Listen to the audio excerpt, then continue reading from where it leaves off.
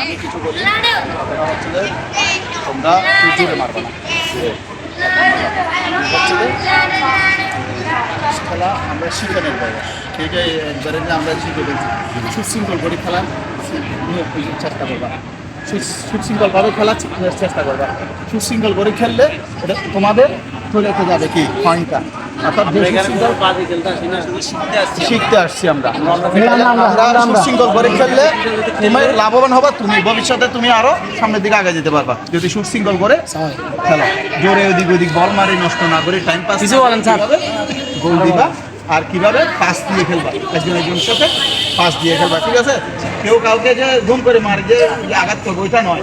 সুশৃঙ্খল করে খেললে আগামী দিনে তোমরা অন্য জায়গায় ভালো একটা পজিশনে খেলতে পারবা, ঠিক আছে? আজকে এই ভারত এখানে আসো, তোমরা সুশৃঙ্খল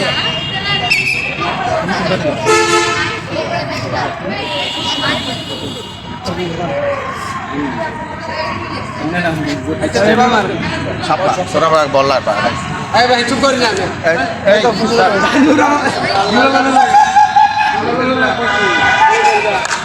চলে গেছো কেন?